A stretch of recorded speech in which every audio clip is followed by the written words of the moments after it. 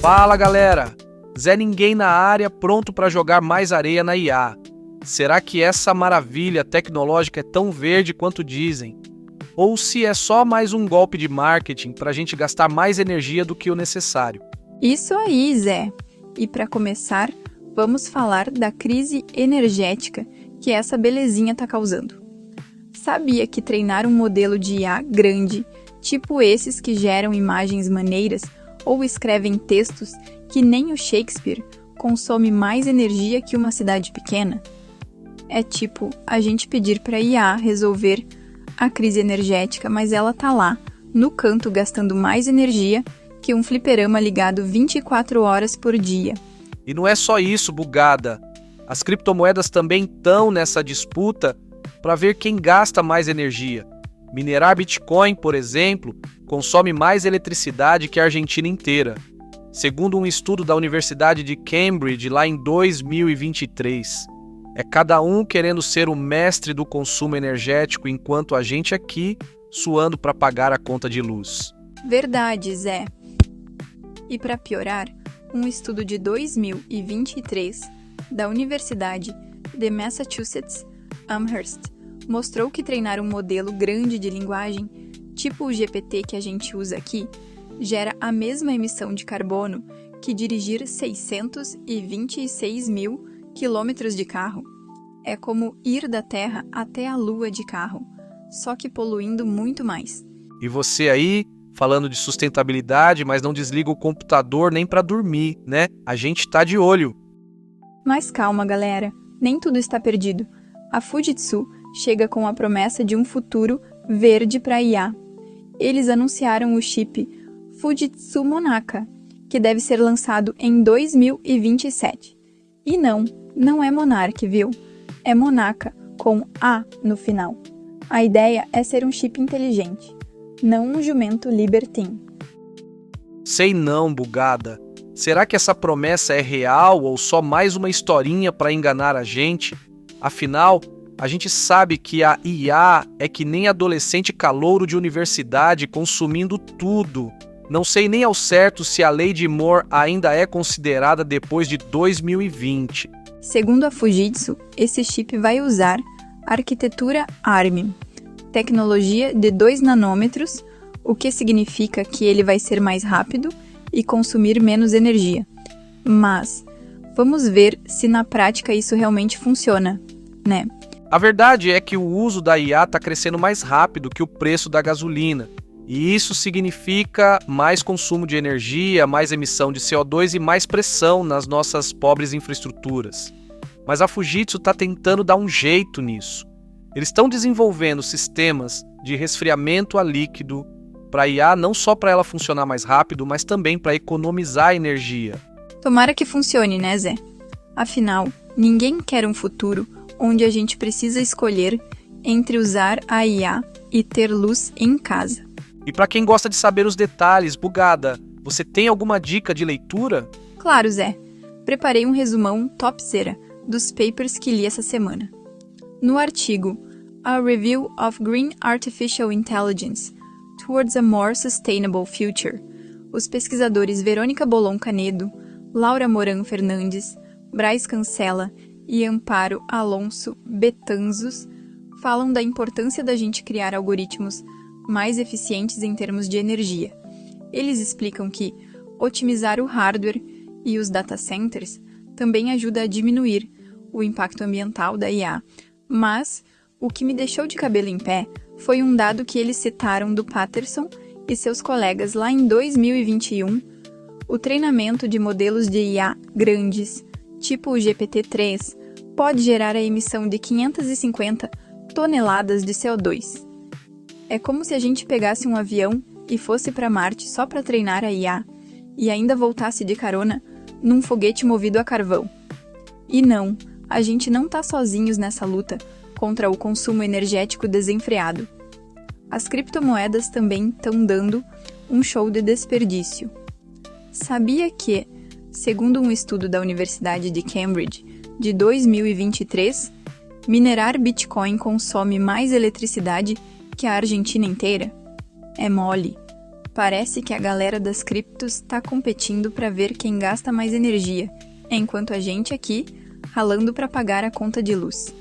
Voltando aos papers, no artigo A Systematic Review of Green AI, os pesquisadores Roberto Verdecchia, June Salow e Luiz Cruz analisaram 98 estudos sobre IA verde e mostraram que a maioria das pesquisas se concentra em monitorar o consumo de energia dos modelos de IA, ajustar os parâmetros para melhorar a sustentabilidade e comparar diferentes modelos para ver qual é o menos faminto por energia. Eles também descobriram que a maioria dos estudos sobre IA verde não se concentra em um algoritmo específico, mas muitos focam em redes neurais e usam imagens como dados. E o mais legal é que eles mostraram que a IA verde pode economizar até 115% de energia. É tipo a gente usar a IA para gerar energia em vez de consumir, saca? Mas o que me deixou bolada foi que eles descobriram que a maioria dos estudos sobre IA verde são experimentos de laboratório e poucos são feitos em ambientes reais. Tipo, a gente precisa testar essa IA verde no mundo real, com todos os problemas e desafios que a gente enfrenta no dia a dia, para ver se ela realmente funciona, né? E aí, galera, o que vocês acharam? Deu para entender por que a gente precisa se preocupar com o consumo de energia da IA? Afinal, ninguém quer um futuro onde a gente precisa escolher entre usar a IA e ter luz em casa, né? E aí, bugada, será que a gente vai viver para ver esse futuro verde da IA?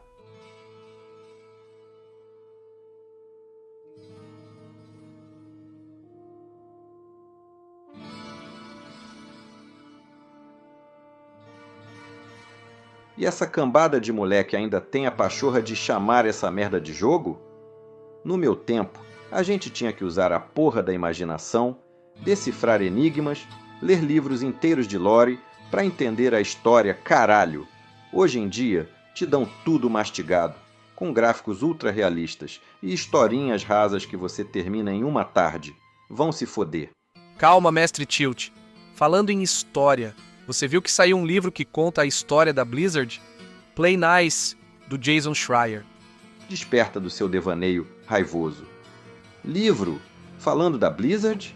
Que isso? Finalmente alguém resolveu expor esses filhos da puta? Já era hora de alguém mostrar o que aconteceu com a empresa depois que a Activision botou as garras nela. Virou só uma máquina de sugar dinheiro, porra! Microtransação pra tudo quanto é lado, jogos incompletos, promessas vazias, uma merda. Sério? Conta mais sobre esse livro, mestre. O livro conta a história da Blizzard desde o comecinho, Zé. Lá nos anos 90, quando eles eram só uns caras que faziam jogos de Super Nintendo. Sabe? O Jason Schreier começa contando como a Blizzard era pequena, fundada por 3 estudantes da UCLA, e que eles começaram adaptando jogos para outras plataformas. Imagina, a Blizzard fazendo jogos para Super Nintendo? Sério? Não sabia disso. Mas faz sentido, no começo todo mundo tem que ralar para chegar lá, né? E quais jogos eles faziam? Rock and Roll Racing e The Lost Vikings. Jogos bem diferentes do que eles fazem hoje, né? Mas o Schreier conta que eles sempre se preocuparam com a qualidade dos jogos, sabe? Eram jogos acessíveis, mas com bastante profundidade para quem quisesse se aprofundar. E eles foram pioneiros em criar modos multiplayer online. Na época do Warcraft 2, em 1995, eles criaram a Battle.net, uma plataforma online para os jogadores se conectarem, de graça. De graça? Que loucura! Hoje em dia querem cobrar até para respirar dentro do jogo. Mas essa Battle.net foi um golpe de mestre, né? Com certeza ajudou muito no sucesso deles. Com certeza. E aí veio o Warcraft, que revolucionou os jogos de estratégia em tempo real. Depois, Diablo, que inaugurou o gênero de RPG de ação. A Blizzard estava no topo do mundo, caralho. Época de ouro. E depois veio o StarCraft, né? Que jogo! Revolucionou o cenário dos esportes. Era jogo pra gente passar horas e horas jogando, aprimorando as estratégias. Saudades de quando o jogo era desafiador. Exatamente. Mas aí, Zé, a Activision entrou na jogada e as coisas começaram a mudar. Queriam mais jogos, mais rápido, mais lucro. Pareciam aqueles vermes de Dune sugando a vida da Blizzard até deixar só a casca. E aí começou a decadência. Crunch, assédio, jogos lançados às pressas, Diablo Imortal, Warcraft 3 Reforged. Que desastre! Tudo por causa da ganância dos acionistas. Uns vampiros sugando o sangue da criatividade. Pois é, uma pena. O Schreier descreve como essa pressão por lucro acabou sufocando a criatividade da Blizzard. Eles tentaram criar um novo jogo, Titan, mas acabou sendo cancelado depois de 7 anos de desenvolvimento e 80 milhões de dólares gastos. Imagina a quantidade de cocaína que dava para comprar com essa grana. Titan. Que história é essa? Nunca tinha ouvido falar. Parece que ia ser um jogo gigantesco, com elementos de Grand Theft Auto e The Sims.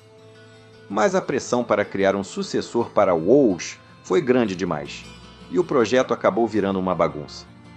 Que desperdício! Mas entendo. Criar um jogo novo com a sombra de um gigante como WoW não deve ser fácil. E o Bobinho, hein? Qual foi o papel dele nessa história toda? Segundo Schreier, o Bob Kotick pressionava a Blizzard o tempo todo para aumentar os lucros.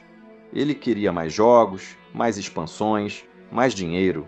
Ele cagava e andava para paixão pelos jogos. Queria saber de encher o rabo de dinheiro, como um bom capitalista de merda. E isso acabou afetando a cultura da empresa, que antes priorizava a qualidade. Esse Bobinho é um câncer. Só pensa em dinheiro. Claro, né, Zé? Que tipo de CEO não pensa em dinheiro? O cara é a encarnação do capitalismo selvagem, um parasita que se alimenta dos sonhos dos desenvolvedores. Ele e esses acionistas de Wall Street destruíram a Blizzard. É, Zé, mas pelo menos agora a gente tem esse livro para entender como tudo aconteceu. E quem sabe, né? A Microsoft comprou a Blizzard, talvez as coisas melhorem. Tomara, mestre. Vou ali garantir meu exemplar do Play Nice. Preciso saber todos os detalhes dessa história. Boa, Zé. E você, ouvinte, não perca o próximo episódio do Baixa Resolução, onde vamos dissecar esse livro e desvendar todos os segredos da Blizzard.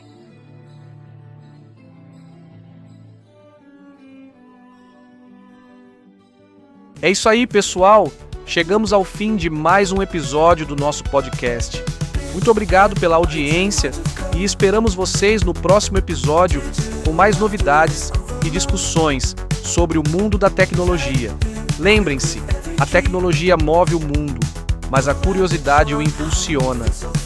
E antes de me despedir, fiquem ligados nos créditos do nosso podcast Músicas Bye Bye Byte e Byte Laughs, do Edward Facundo, que também assina o roteiro e a edição. As vozes que vocês ouviram hoje foram Gilson Lima, Gustavo Januzzi e Michele. Valeu, galera! E aí, galera, curtiram o papo de hoje? Espero que sim!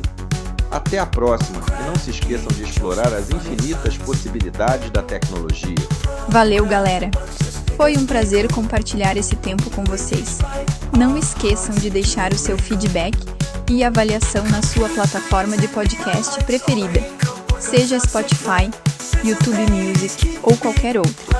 Queremos sempre melhorar e a sua opinião é muito importante para nós.